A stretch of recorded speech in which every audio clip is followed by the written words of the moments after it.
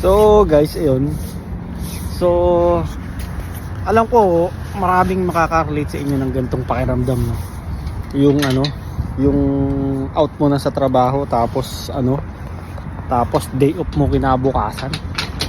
Tapos ang maganda pa doon at ang nakakaluwag sa pakiramdam pa doon is yung 2 araw pa ang off mo, no? Ito yung sobrang sarap sa pakiramdam yung gantong senaryo, eksena, no. Siyempre after ng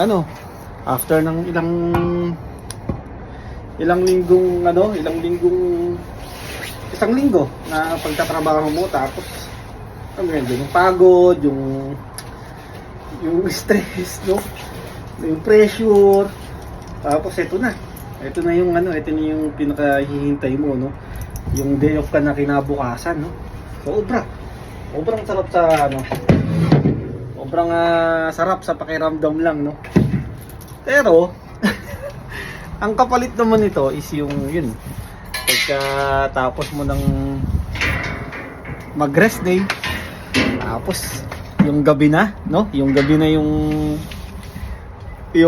araw na yun, matatapos yung day off mo, sabay papasok ka na. Ayun ang yung pinaka mabigat na mga pakiramdam, no. Well, ganun talaga, di ba?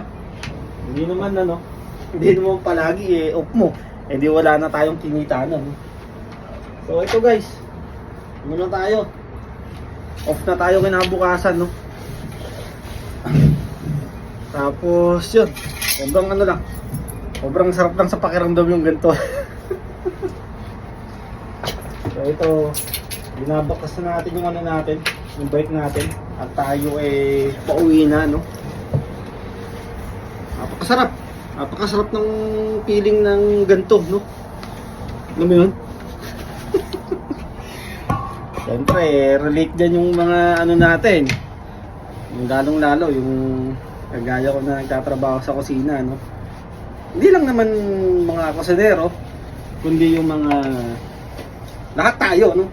Lahat tayo na nakakaranas ng talaga sobrang sarap sa pakiramdam, no.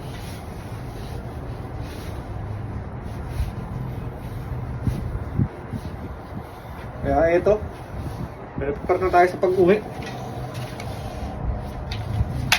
At meron tayong bagong kwarto nga pala ngayon. So papakilala ko siya sa inyo mamaya.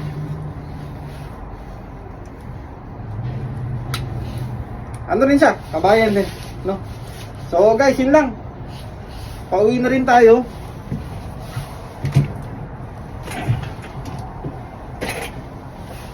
So yun guys, ingat. Pauwi na tayo. God bless sa lahat. Bye.